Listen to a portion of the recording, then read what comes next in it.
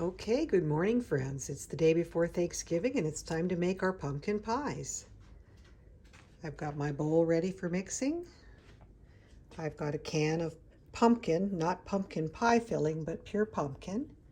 We're going to use some brown sugar, pumpkin pie spice, and you can add a little Chinese 5-spice if you'd like also. That has sometimes a little different ingredients than the pumpkin pie spice.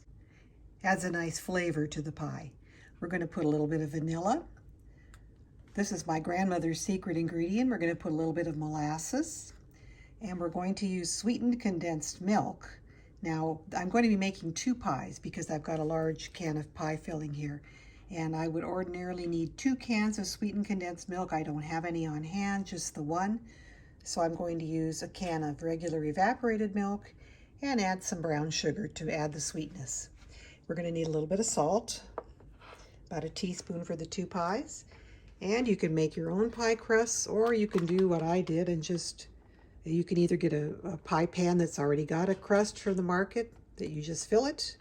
And I kind of like this refrigerated pie crust, so that'll have enough crust there for 2 pies. All right, so let's get going. And I'll have all the ingredients with the exact measurements listed in the description box below. So we're going to use 2 whole eggs and 6 egg yolks. So you would have to separate the yolk from the egg white. And it just occurred to me that some of you may not know how to do that. My mom taught me how when I was learning to cook, so I'm going to show you how my mom taught me.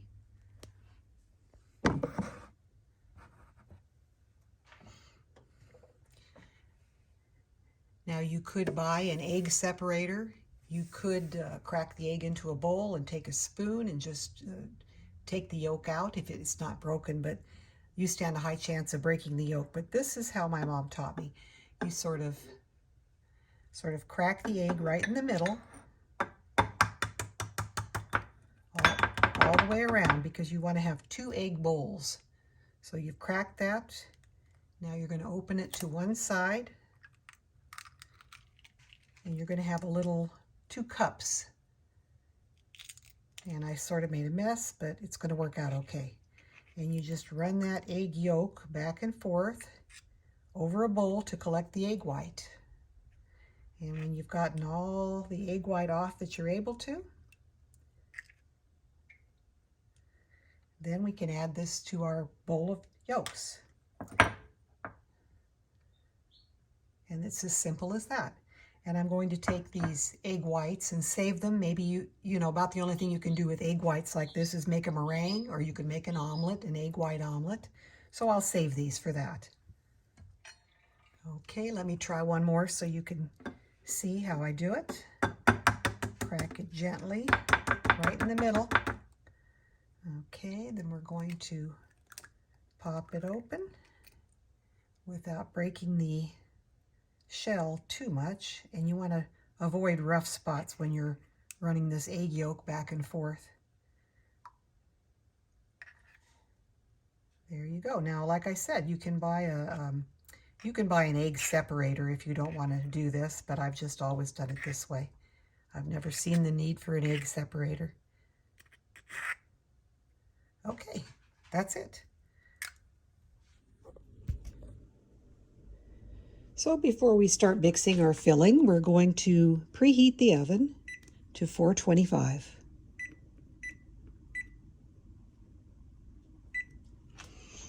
You know, I used to cook for Thanksgiving when I worked, and I can remember Wednesday evening was just a mad flurry of cooking, and Thursday morning was also a mad flurry. And now that I'm retired, I just take my time. It's Wednesday morning, I'm going to cook pies, and if I get to the rest of the the things I can make in advance before the time I go to bed tonight, I'll be happy. So I'm moving a lot slower these days. Alrighty, let's get this camera in position and I'll show you how we make the filling. Okay, we have in here one 29-ounce can of pumpkin pie filling. Now, if you want to be adventuresome and bake your own pumpkin, feel free. I've never done that before. That would be really homemade. But this is nice, and somebody else has made it for me. Now we've got 1 can of evaporated milk.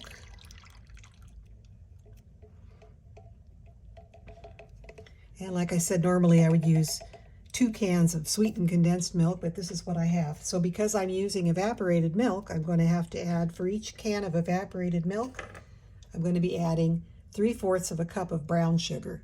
Brown sugar gives it a richer flavor than just plain white sugar, but if you don't have brown sugar, of course, you can use white sugar.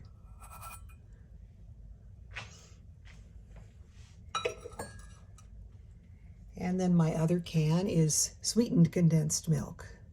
So this has already got the sugar in it. It's a lot thicker, as you can see.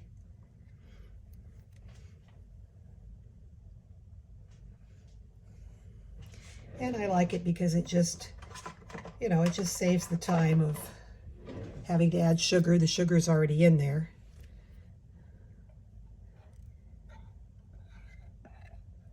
So I'm going to have to use my spatula to get all of it out because it's so thick.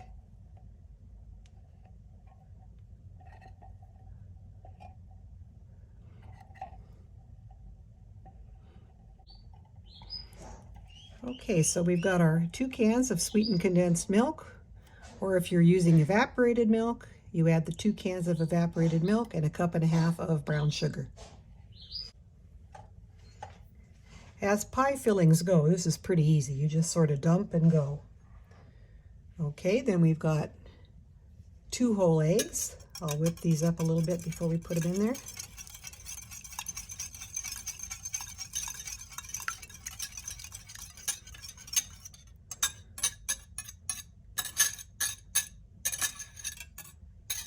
So that's 2 whole eggs for 2 pies.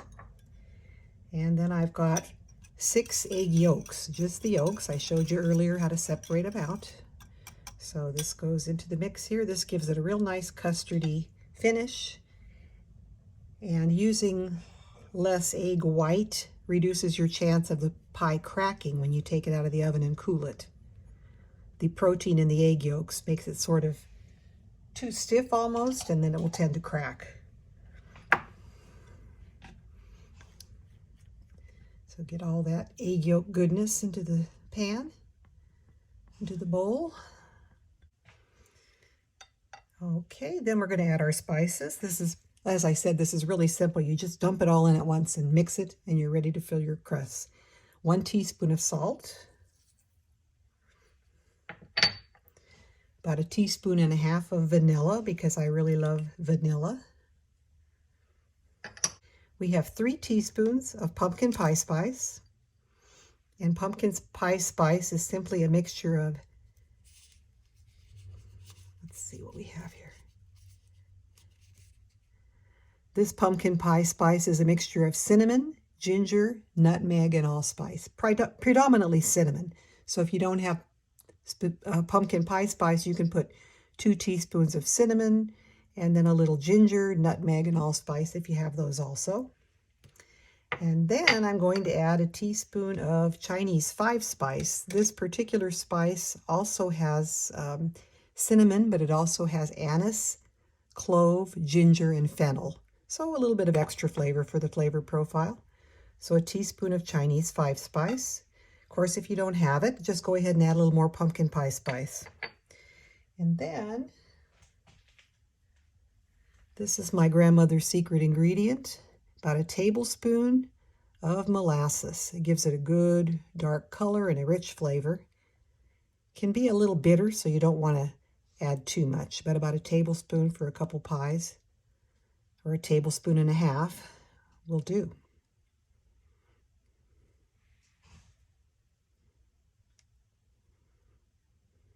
And this is smelling great. Now we'll just combine all this together.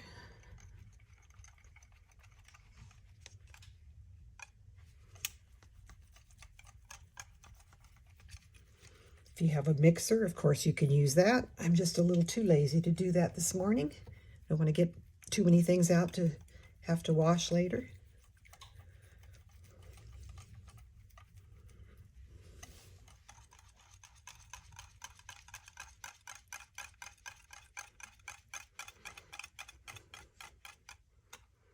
I gotta tell you, with those spices, it really smells delicious.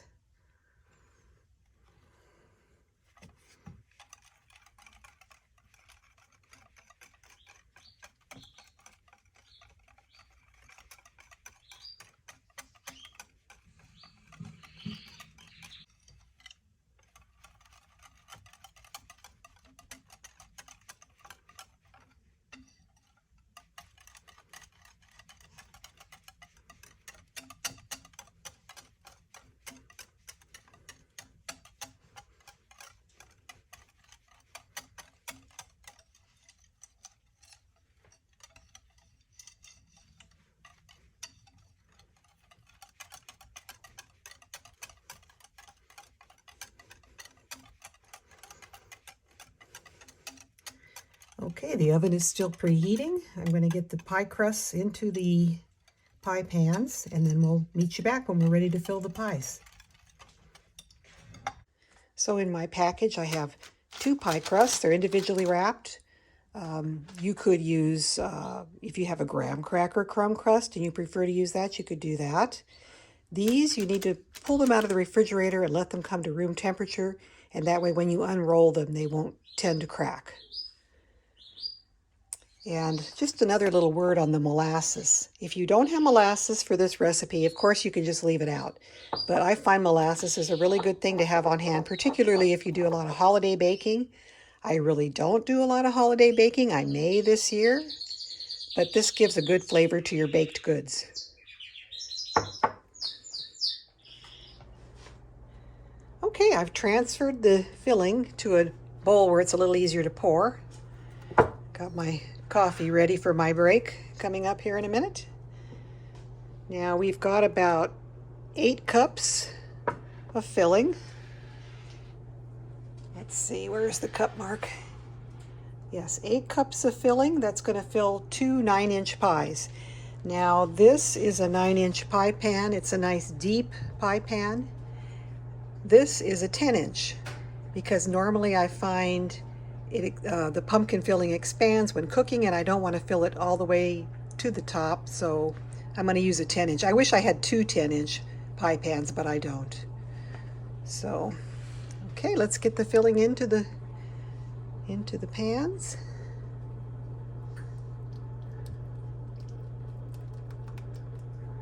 And that is not quite half.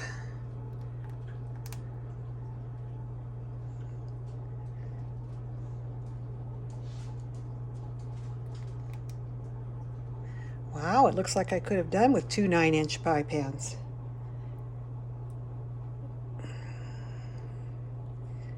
Well, this will be good. Any way you slice it, as they say, it'll be good.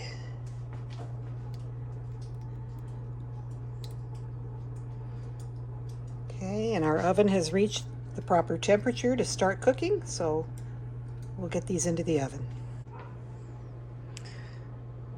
Okay, so into the 425 oven, I'm going to set my camera down for just a moment while we put these into the oven, but you want them about the middle of the oven, so I've got my rack on the middle shelf. So into the oven they went, 425 oven. We're going to cook them at 425 for 15 minutes. Then we're going to reduce the heat a little bit and cook about another 30 minutes. Okay, our pie has baked for 15 minutes at 425. We're going to turn the oven down to 350 and let it cook at 350 for half an hour to 40 minutes. So we'll check back in 30 minutes.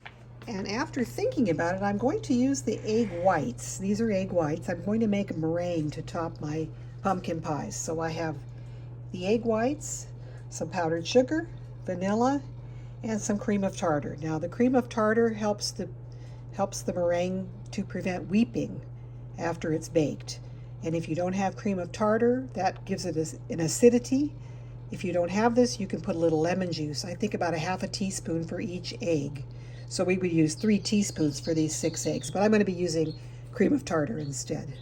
And the directions on the back of the cream of tartar say that it's to beat with the egg whites to stabilize the whites in angel food cake, meringue shells, meringue for pies, and 7-minute frostings.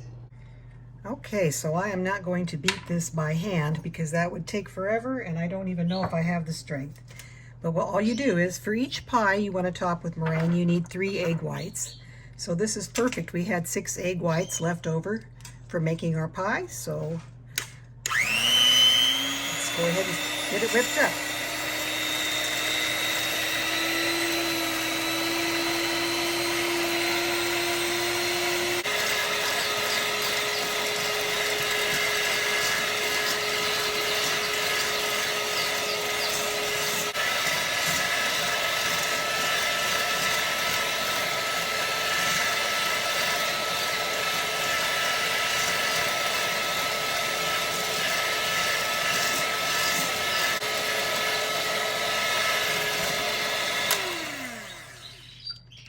Okay, it took me about almost 6 minutes to get this whipped up, and you want to get this all whipped up before you add the sugar and the vanilla and the cream of tartar. So we're going to add a 1/2 cup of sugar. I'm using powdered sugar because it just mixes in more easily. And we're going to add about a teaspoon of vanilla.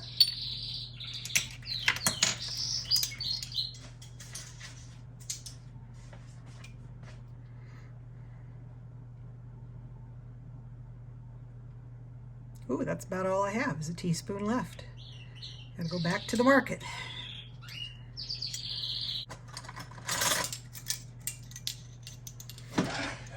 And then we're going to add a 1/2 teaspoon of cream of tartar. This will keep the meringue from weeping. If you live in a humid climate or if you keep your pie in the refrigerator, which you have to, but if your refrigerator has a humid environment inside, your pie will tend to weep. The cream of tartar helps prevent the pie from, or the meringue from weeping, and it helps to hold the peaks. So let me just mix this all in real quickly.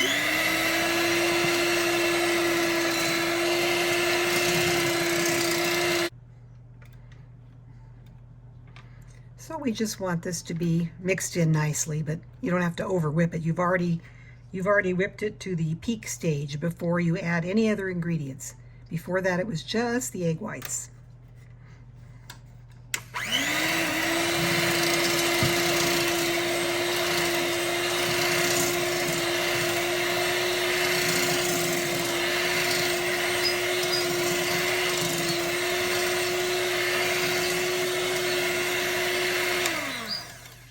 Okay, and it's ready. So when the pies come out of the oven, we're going to immediately top them with the meringue. The heat from the pie will cook the meringue from the underside. Then once we get the meringue covering the pie, we'll put it back in a hot oven because we want it to cook from all sides, and we'll wait till the top browns, and that usually just takes a few minutes. So we're going to have to watch the pie carefully while the top is browning because we don't want it to burn. All right, well, it took longer than 30 to 40 minutes. It took about 45 minutes to get these cooked where we want them, plus the initial 15, so it's close to an hour. But our knife is coming out cleanly. The center can still be a little soft looking because it's going to continue to cook. Plus we're going to put this back in the oven when we cover it with our meringue. So what we're going to do first, turn off the 350 because we're going to go back up to 425. And while the oven is heating back up, we're going to top these pies with meringue. Now you want to put the meringue on a hot pie because this is egg white and you want the egg white to cook, and if it's on something that's hot, it'll begin to cook from the underside as well as the outside, which is what the oven provides the cooking for, is the outside of the pie. So we'll just grab this meringue and start slathering it on these pies. And it'll just take us a minute. We'll be right back. Now you can certainly make these with peaks if you'd like to make it look a little fancier. I'm not going to bother with that today. To me, it's just fine just like this. So now we're going to put these into our 425 oven for about maybe 10 minutes or so, but we're going to keep an eye on them the whole time to make sure the top of the meringue does not burn. So I'm going to get these back into the oven.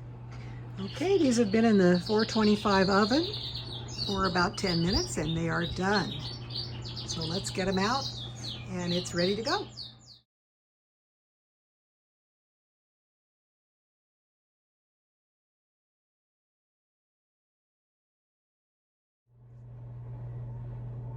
Now, aren't those just gorgeous?